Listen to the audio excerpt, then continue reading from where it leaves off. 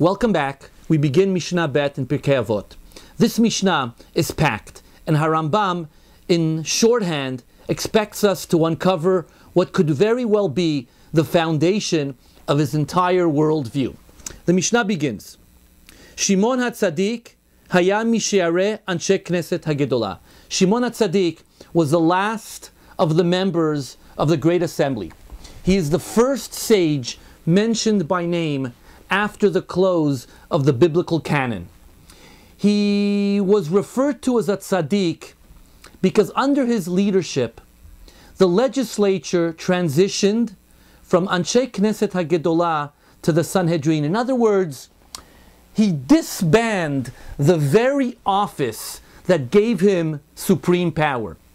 We are used to politicians whose very goal is to perpetuate their power. Shimon HaTzadik elected to turn his power over to the Sanhedrin, the Supreme Court of Israel that consisted of 71 scholars.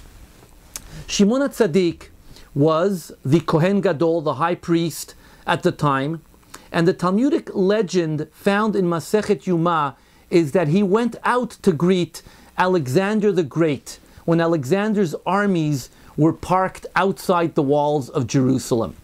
Josephus Flavius has a different priest who greets Alexander the Great. His name is Yadua, which is the name of Shimon HaTzadik's grandfather. My contention is that it is possible that Yadua was also Shimon's name, as was the tradition to name after a grandparent. If anyone did actually meet with Alexander the Great, it had to have been Shimon HaTzadik. Many stories about his piety and leadership are mentioned in post-biblical apocryphal texts such as Ben Sirah and other such texts. This is what this great sage, leader, and high priest taught. Al shelosha devarim haolam omed, al haTorah ve'al ha'avodah ve'al gemilut chasadim. The world stands on three pillars: Torah, Avodah, and Gemilut Chasadim. One at a time. Regarding Torah, the first of the three pillars, Harambam writes the following: Amar ki bemada vehi haTorah. I'm reading, as you know, from Kapach's edition.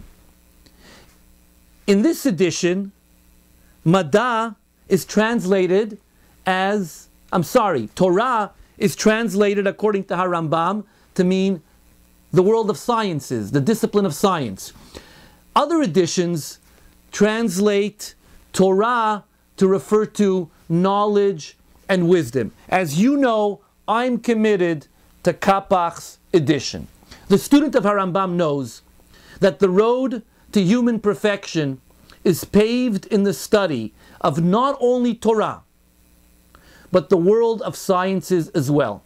Human perfection, writes Harambam in a famous comment on a Mishnah in Masechet Brachot. The Mishnah describes what is in store for the great sages in the world to come.